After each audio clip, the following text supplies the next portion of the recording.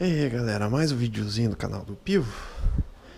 E esse para ajudar um inscrito aí que comprou uma NC e tá com dúvidas aí no barulho do motor.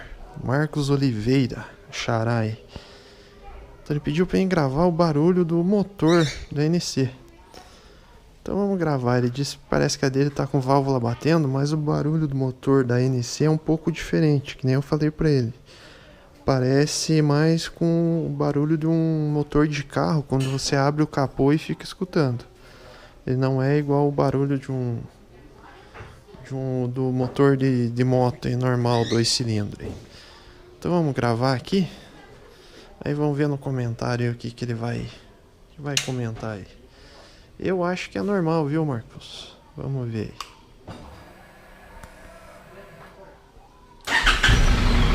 A moto ela já tá quente, tá?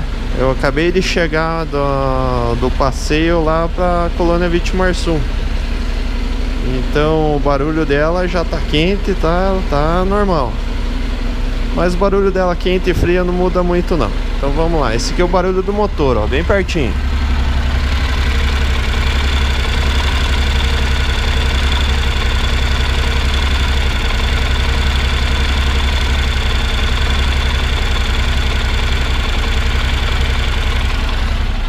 Vamos ver lá do outro lado.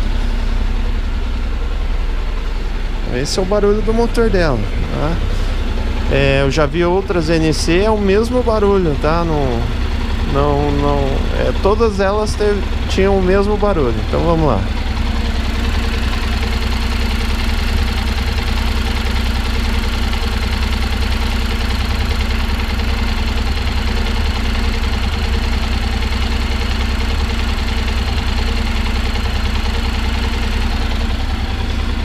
E pra fechar, então vamos ver o barulho do escape também, né? Esse novo escape da NC aí.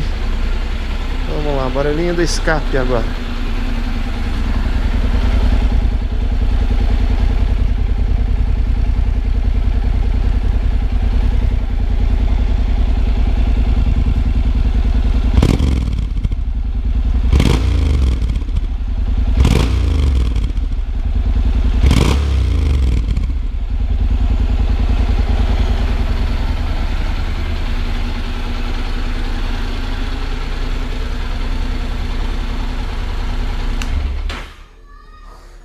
Então esse é o barulho aí, já coloquei aí também no vídeo o barulho do escape, para quem quer conhecer o som do novo escapamento. Espero ter te ajudado então, Marcos. É isso aí, qualquer coisa dá um grito. Valeu!